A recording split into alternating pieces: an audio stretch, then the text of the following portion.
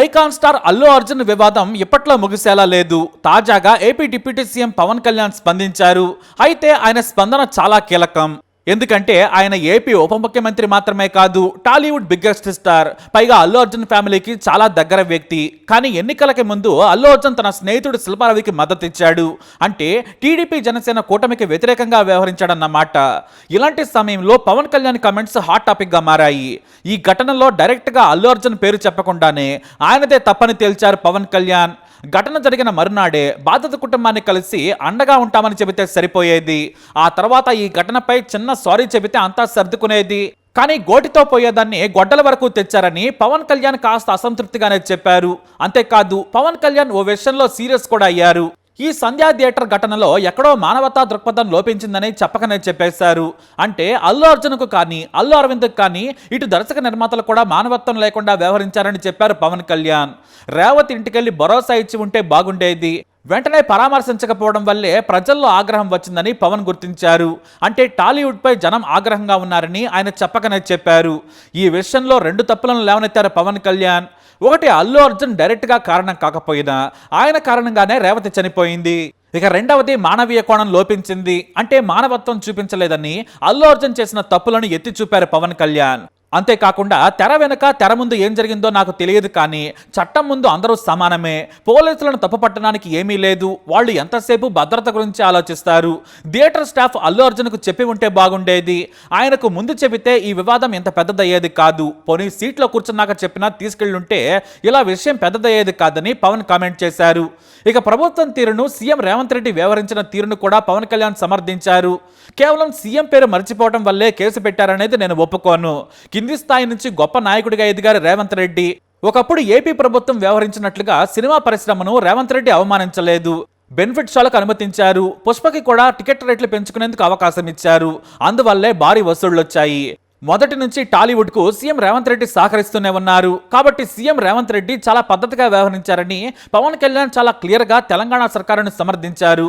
అయితే ఇక్కడ mega fans కి, పవర్ స్టార్ అభిమానులకు మాత్రమే కాదు, అల్లు అర్జున్ ఫ్యాన్స్ కి కూడా ఓ క్లారిటీ వచ్చింది.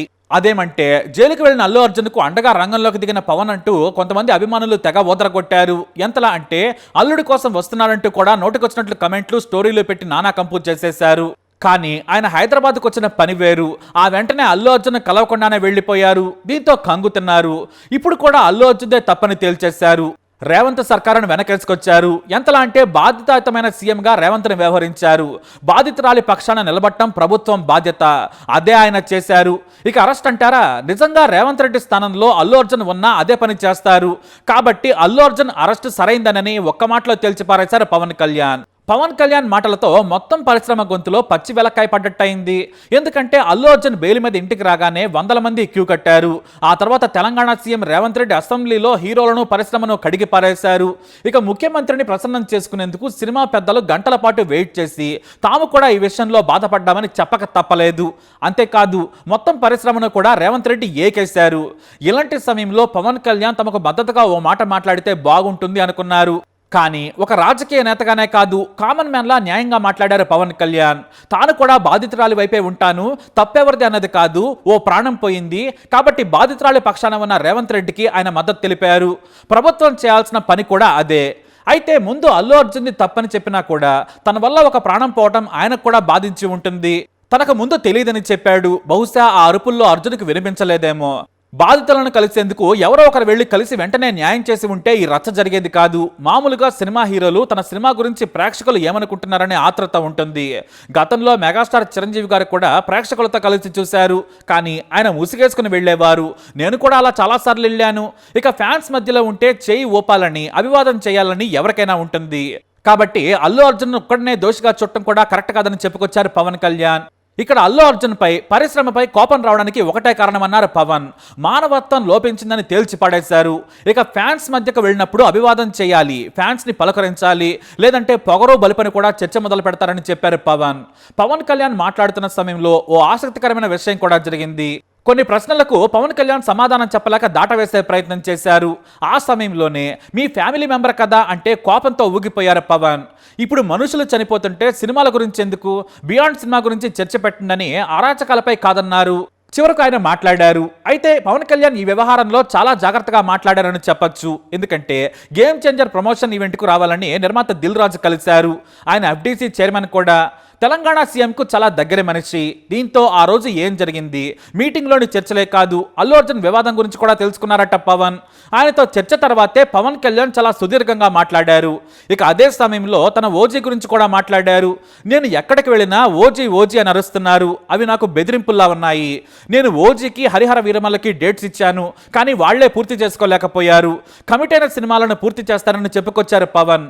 అంతేకాదు తనకు కులపిచ్చి లేదని, కందల దుర్గేష్ ఏ కులమో కూడా తెలియదు, జనసేన పార్టీకి పనిచేశారు కాబట్టి పదవిచ్చామన్నారు. ఇక తన సోదరుడు నాగబాబు పార్టీ కోసం నేనెంత కష్టపడ్డానో తను కూడా అంతే కష్టపడ్డాడు. ఒకసారి రాజ్యసభ సీటు కూడా వదులుకున్నారు. అందుకే ఈసారి ఎమ్మెల్సీ చేద్దామనుకుంటున్నాం. ఆ తర్వాత మంత్రి పదవి అన్నారు ఆయన. అంటే మంత్రి పదవి ఇస్తామని పరోక్షంగా చెప్పకనే చెప్పేశారు పవన్ కళ్యాణ్. మొత్తం మీద పవన్ కళ్యాణ్ మాట్లాడిన తర్వాత అల్లు కుటుంబం మెగా ఫ్యామిలీ మధ్య దూరం తగ్గలేదని అర్థమవుతోంది.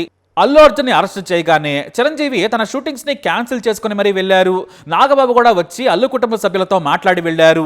ఇటు పవన్ కూడా వస్తున్నాడని, అల్లు మెగా ఫ్యామిలీ కలిసిపోయిందని కూడా టాలీవుడ్ లో కమెంట్స్ మొదలయ్యాయి. కానీ పవన్ మాత్రం ఎవరిని కలవకుండానే వెళ్లిపోయారు. వాస్తవానికి పవన్ కళ్యాణ్ ఇప్పుడు డిప్యూటీ సీఎం. ఆయనే అల్లు అర్జున్ కలవాలి, అంతేకాని ఆయన హోదాను పక్కన పెట్టి కలిసేంత చనువు మాత్రం లేదని చెప్పాలి. మరి ఏం జరిగిందో ఏమో కానీ పవన్ కళ్యాణ్ మొదటి నుంచి అల్లు కుటుంబానికి దూరంగానే ఉంటూ వచ్చారు. ఇక తాజాగా తెలంగాణ సీఎం రేవంత్ రెడ్డితో సమావేశానికి మెగా ఫ్యామిలీ నుంచి చిరంజీవి వెళ్లాల్సింది. కానీ కేవలం అల్లు అర్జున్ వివాదం కారణంగానే హాజరు కాలేదనే సమాచారం కూడా ఉంది. మనకు సంబంధం లేని విషయంలో ఎందుకు కలవాలి? సినీ పరిశ్రమ కష్టాలైతే వెళ్లొచ్చు, కానీ సీఎం కోపంగా ఉన్న విషయంలో జోక్యం చేసుకుని ఎందుకు వెళ్ళమని చిరంజీవి ఆగిపోయారు. లేదంటే కనీసం నాగబాబునైనా వెళ్లేవారు. మొత్తానికి అల్లు అర్జున్ వివాదానికి ఎంత దూరంగా ఉంటే అంత మంచిదని చిరంజీవి పవన్ కళ్యాణ్ భావించారట.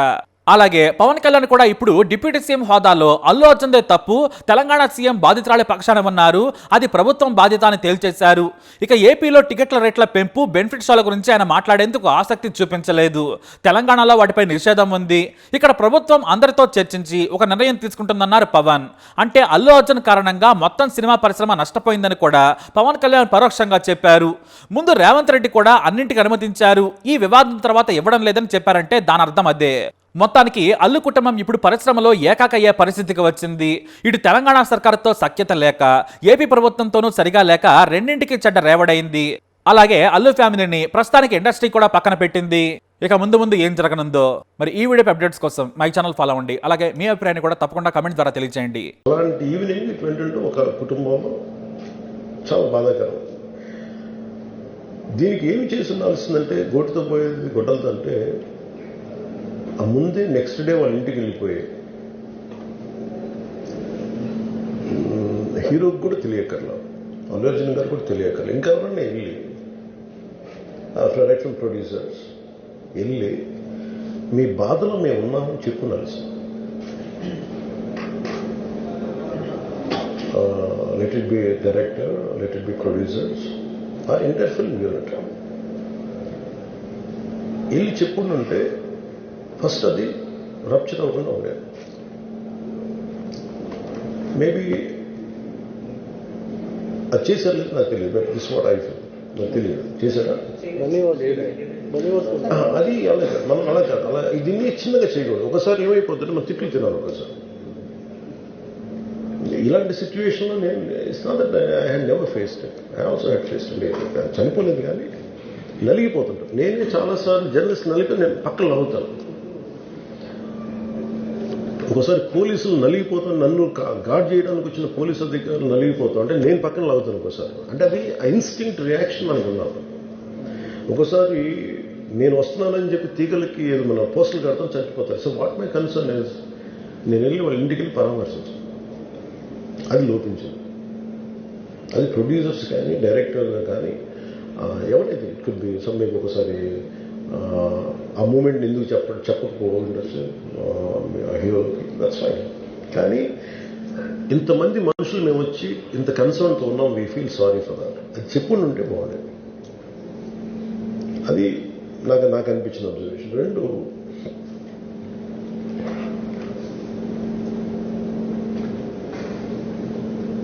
అడిక్వేట్ అరేంజ్మెంట్ చేసుకుని ఉండాల్సింది.